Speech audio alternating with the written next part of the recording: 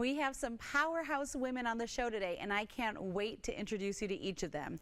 Today's show kicks off with my one-on-one interview with Kendra Scott during her recent Nashville visit to celebrate the launch of her new book, Born to Shine. Next, I'll introduce you to two Tennessee women helping fellow businesswomen connect and develop an abundance mindset. Then I'm teaching you how to cut back on energy costs before the real winter chill arrives. Finally, I'll sit down with the executive director of the Gospel Music Association ahead of this month's Dev Awards to discuss her groundbreaking career. So call your best friend and get ready to grow together, because this is the Sami Cone Show. From the News Channel 5 Network, this is the Sami Cone Show. If you've ever had a dream and then imagine taking that to the masses, that's exactly what my next guest did. Kendra Scott, thank you for being on the Sami Cone Show. Thank you so much for having me, and thank you for being such a supporter of our brand. I appreciate it. Well, it's my pleasure. But first, can we just talk about what it feels like to be launching a book and be looking around and seeing everyone gathered here at this Born to Shine event? Oh, it's a surreal pinch me moment. You know, I think I couldn't have ever dreamt, honestly, this big, to think about being in this place 20 years ago when I started out of the extra bedroom of my house with only $500 to build a business like we built, to be able to do so much philanthropically over the years, but now to have this memoir and celebrate it in Nashville. My mom is here, my cousin is here, so having family and friends with me is really, really special. Makes it even more special, yeah. I can only imagine, because it's the people that make it special, but I would have to imagine that you dreamed that this was possible, because I know just from the little bit of your story that I know, it wasn't an easy road. And so what kept you going in those moments when it was like, I don't know if I can do this anymore? You know, there's been so many times throughout my career where, you know, there's obviously lots of peaks and success, but there are lots of valleys along the way. And, you know, times I thought I didn't think I could keep this business going. And, you know, I was a single mom for a lot of, you know, building the business, and I had these little boys. I remember just looking in their little faces and knowing I had to make this work. And getting small wins along the way, you know, having other people believe in me and, you know, love the brand or love the line. And that would give me more inspiration to be like, okay, maybe I do have something, and that motivation to keep going. And I think that's part of Born to Shine, is that it's not just finding the light within ourselves, but helping others find their own light. And I had many, many people around me that helped ignite my flame and helped find my light to be where I am today. It's generous of you to say that. As a fellow author, it's not an easy process. As a creative, you're having to draw inspiration with your jewelry. How did you transfer that into writing the book?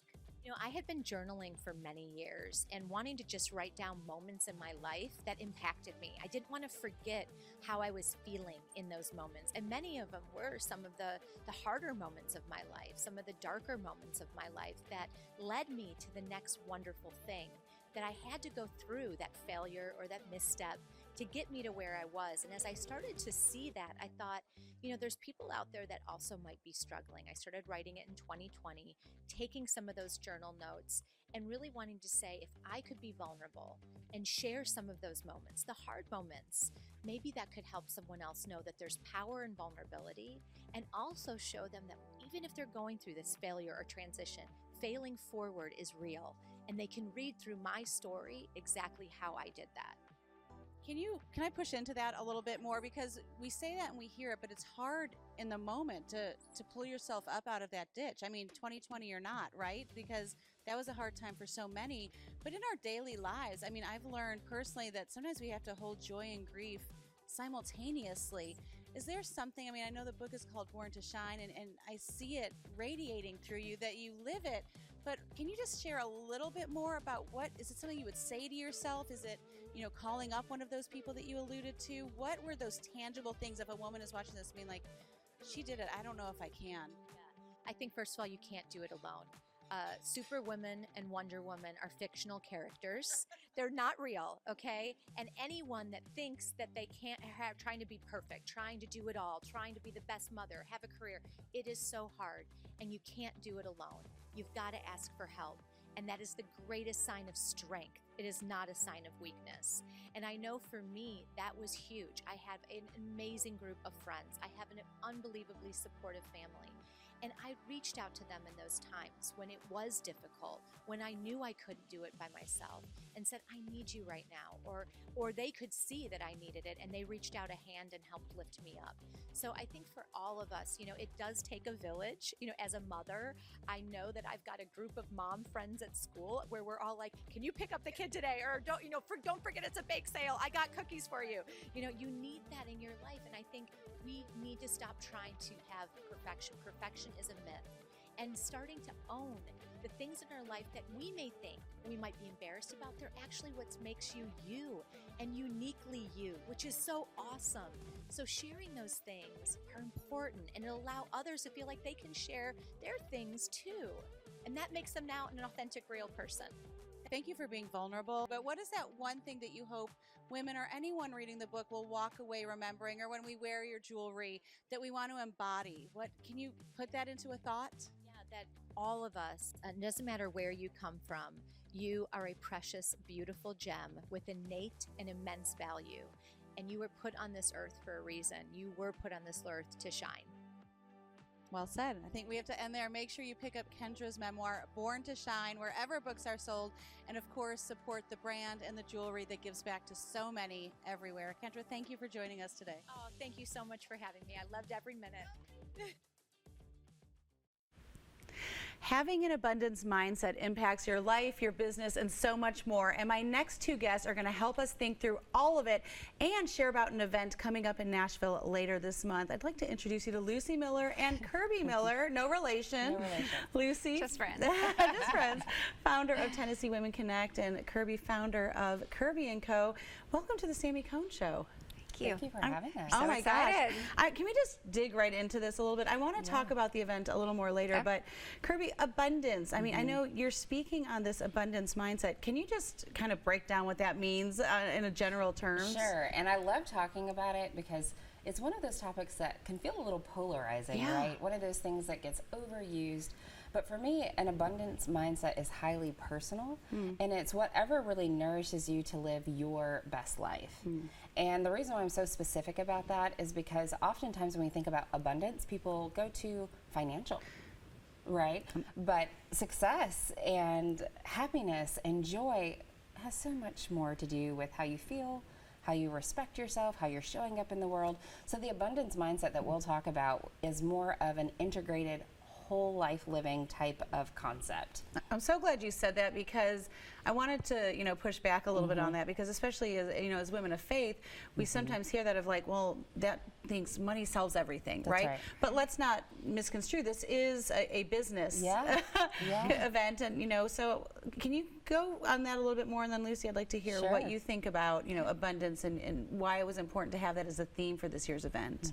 But Kirbee, what? Yeah, so with the abundance mindset and really thinking about that in a more global sense, outside of just that financial, something that might bring about shame or shrinking, it's really taking it up a level and being realistic, because I think oftentimes when people talk about prosperity or abundance, people are like, oh my goodness, all that fairy tale stuff.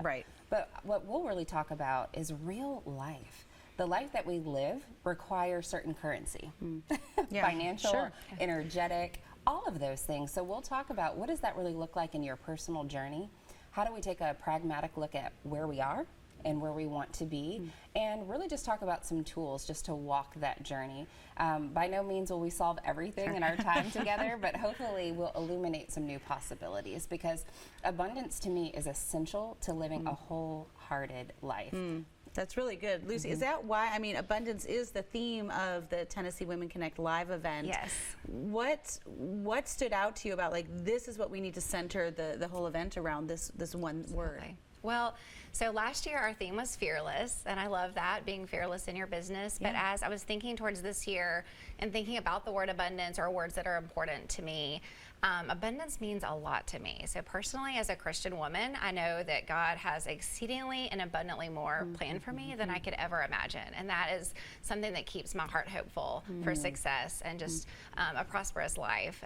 But then as a businesswoman, I know that hard work that was instilled in me, and all the things that I'm going to continue to work hard to achieve, there are no limits on that. And I can continue to work hard and have that abundant mindset of positivity towards growth. But then now that I own a company that brings women together, it means more than that. It really is the fact that there is more than a business. There is so much opportunity, and together we can do more and grow. Yeah, I'm glad you said that. And just the short time we have left, you know, people may be thinking, well, I don't own a business. Can I still come to this? Who is this this event for? Who do you envision attending this event like this? Absolutely. So we are looking for just really professional women. So a woman that either owns a business, small or large, or maybe someone that's in sales for a corporation, or just really wants to grow professionally and personally.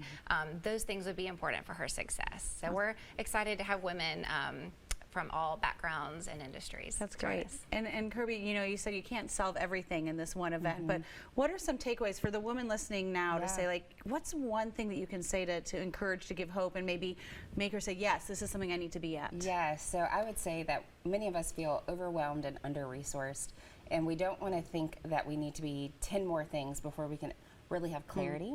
And so I would hope for the woman listening who's wondering, is this for me? I'd like to encourage her to let her know that everything she needs is within arm's reach. We're just going to help reimagine what you have access to, because wholeness, success, abundance isn't that far away. It's really about shifting our perspective and allowing. And so we'll talk about some tangible tools. And so if she's wondering, is this for me?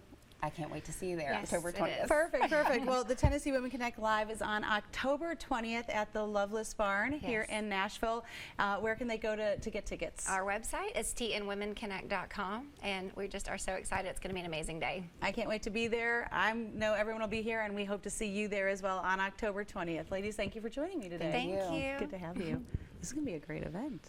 I'm really excited for this. Winter will be here before you know it, and that means you can expect higher electric bills unless you take steps now. And Sami Cone has some common sense tips and tricks to cut costs and maximize your energy savings. I always love your tips. Oh, you're so kind. Well, this can get expensive. I'm seeing this now. And so if we can take some of these and put them into effect before we really need them, it's going to help inform you, and you're not going to go out and buy things you don't need at the last minute, which is always when they're really expensive. Exactly. Yeah. We're starting down here, though, with this power strip. Now, tell me what do we need that for? Okay, so the power strip is going to help you save you money two ways. One, it's going to protect some really expensive items like TVs, computers, things like that, because this is going to, especially if there's a storm, you want to have the power strip. But it gives you that single button that you can turn off at the end of the night. And why this is good is that a lot of times we'll plug smaller electronics in here, like maybe even a DVD player or some things that we don't need all the time. Right. But they suck what we call phantom power. So by turning this off at the end of the night, it helps save electricity that way. I know a lot of people who don't bother to turn that off. I know, it's really important. Wasting energy. It is wasting energy, absolutely. And then this is one of the small appliances. This is an example of a small appliance. So this is an electric kettle, and so you want to use these as much as possible. So for instance, if I'm making 1 cup of tea, I can use an electric kettle instead of heating up the whole kettle on my stove. Or if I want to just reheat something, I can use a small air fryer instead of using the whole oven, the whole stove. So use those small appliances when you can, because that'll also maximize your energy. You also have a way we can save on our electric bills. Yes, absolutely. So I really recommend investing in a smart thermostat, at least an electric thermostat if no other reason, because this is not only going to give you a more accurate representation of the energy you use and the temperature that your rooms are at. They're getting so smart that you can even set temperatures by room. If you forget, let's say you go on vacation, you forget to turn the heat up or down because you're not going to be in there all day, it'll start sensing it for you. Oh, wow. So that's one thing to do. Also, change out your light bulbs to some of those smart bulbs. The same thing applies. It even shows you on some of these boxes the energy savings that you'll have in a year. So that's a good way to, you know, not only look at how much you'll save, but you can even get some of these smart bulbs where you can control them when you're not right there at the light switch as well. I've changed all mine too. Good for you. Good for you. And they last longer. And they too, last so you're not so changing much them as longer. often. Absolutely. Yep. Now, why do we have these beautiful We have the curtains. Yeah. This is not a design segment. You know, that's not me. It's funny. You want to do the opposite that you would normally do. So in the winter or in the summer, sometimes we'll say to close the blinds to keep the heat out. In the winter, you want to open up your curtains because then you're going to let the sun in, therefore giving you that natural heat. So we kind of do the opposite from summer to winter. So great idea. Throw those curtains open. I love that. Also, there's another way that you can use that. There's a delay button that you were going to tell me about. Yep, absolutely. So with some of our larger appliances that we talked about, we talked about the small ones, the larger ones like a washing machine, a dishwasher, you can actually use a delay button. So let's say you've eaten dinner, you've loaded the dishwasher, you can delay it to go off maybe 2, 4, even 6 hours later. And what that does is that you want to use your energy when not everyone else is using their energy. So it's almost like, gas goes up on the weekends, energy can go up during the peak times. So if you delay it to be run overnight, then you're going to save money on your energy. Oh, I love it. We're all out of time. Oh, but you've got so so much many more more, information. But I tell you where you can find all the great tips and information that Sami Cone always has for. You can watch the Sami Cone Show. That's right. And the newest edition is going to be premiering today at 1 on News Channel 5 Plus with an encore broadcast tomorrow at noon. So many great tips and ideas coming from Sami Cone. Thank you, Sami. Thank you. Always a pleasure. With the Dove Awards just around the corner, I couldn't pass up the opportunity to talk about the energetic woman behind it all, Jackie Patillo. How are you doing today? I'm great. Executive Director of the Dove Awards and the Gospel Music Association. I mean, can you believe it's the 53rd annual already? It's quite a legacy to continue to uphold, and we are so excited about this year's program. Yeah, well, I mean, I say that your career has been groundbreaking. I mean, what you've done to be able to get to where you are on so many levels, as a woman of color, can you just talk about what that moniker is to wear? Do you feel that in your day-to-day, or do you just say, I'm just who I am, and this is what I do? Yeah, I guess that's the good news. That's the fact that I am a black woman of color. I wake up with every day, so I don't really have to think about that much. Do you feel the need to prove yourself on a different level, though, because of that, I guess, is what? You know what? I think that when you're living a life of calling and purpose, which I really truly feel like being at the GMA is more than a job, it's a calling for me. And so, yes, there are many challenges, but I just am very grateful and honored to be able to serve our Christian and gospel music community. And their arms have been opened, and I have been embraced, and I've got a great team. Justin Fratt and the team there at the GMA is amazing, and we've got a great board of directors that have put their trust and confidence in me, and so I'm just I'm blessed and highly favored. Well, amen. Well, I think we should all be saying that. And I mean, when let's push this a little bit further. You talk about the Gospel Music Association, but you're very clear that gospel isn't a sound, right? That's right. How would you describe that? Because I've had a lot of artists here on the show, and they say, my faith is not what I want to be categorized in my music. It's who I am. Where does that come to play, where we think like we're celebrating the Gospel Music Association, but what does that mean in actuality to you when you're talking about the music itself? Well, the music itself is about the message. It's not about the style.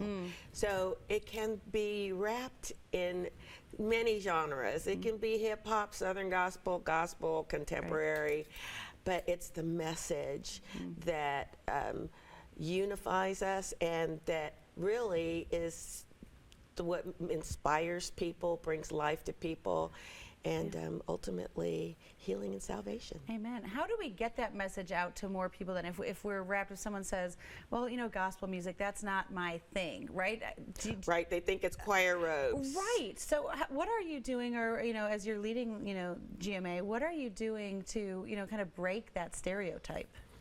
Well, for us, we're really just shining a light on what I like to say are modern day Christian soldiers, our artists that are on the front lines out there in arenas, in venues across the country, singing these great songs. We are supporting them. The Dove Awards is the only stage that brings together all styles of Christian and gospel music, and that is very intentional.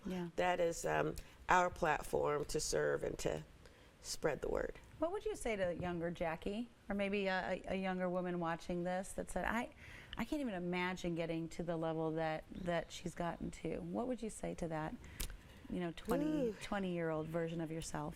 Take more breaths and celebrate the victories along the way. That's good. Yeah. That's good. Yeah. Sometimes I can be so driven Yes. that I just feel like I'm going from mountain to mountain rather than exhaling and putting a stake in the ground, and Ebenezer acknowledging Oh my gosh, that's so the good. goodness of God. That's so good. We don't have much time left, but I can't let you go without talking about, you talked about uniting all these artists. And, what would your message of unity be in this time where we feel so not united in our country? Can you just speak to that quickly? That seems unfair, but. Well, we are God's diverse kingdom. And if we're going to be kingdom people, we need to be kingdom-minded people, which means embracing one another, trying to understand one another, and accepting, you might be different, but we're in this together. That's so good. The Gospel Music Awards, or the Dove Awards, the 53rd Annual Dove Awards, are airing on TBN on Friday, October 21st at 8 p.m. Eastern Time. I can't wait. It's sold out. It's obviously a popular event, but everyone can watch on air taking place here in Music City, Nashville's Music here City. at the Allen Arena. At the Allen Arena. So I hope you'll tune in. Jackie, thank you so much for being a guest on the Sami Cone Show today. It's always a pleasure. I wish there was more time. But again, make sure you watch on TBN to catch this year's Dove Awards. Before I go, I need you to know to ask more questions. I had the pleasure of being interviewed for a podcast this week by the next generation of media stars. They finished the interview by asking me what question I wish young people would ask me more. My answer was simple. I wish they would ask more questions. There seems to be a misnomer that we all need to have everything figured out by a young age, and if we ask questions, that somehow communicates that we don't know what we're doing. The truth is, we only learn when we ask questions, especially of each other. Understanding, compassion, and yes, even competency come when we can humble ourselves to ask more questions. The Bible echoes this in Matthew 7, when Jesus says, "Ask and it will be given to you, seek and you will find, knock and the door will be open to you. For everyone who asks receives, the one who seeks finds, and to the one who knocks the door will be opened." So let's continue to ask and seek. When we begin to prioritize our conversations around the concept of understanding who we are talking to rather than being understood ourselves, true connection will follow. In closing, it was my pleasure and privilege to sit next to so many incredible women today and share a piece of all they continue to accomplish in their respective fields. And thank you for being willing to listen and learn along with me. I hope you have a great day. Make sure you make it great, and do not wait to tell someone you love how you feel about them. Bye, friends.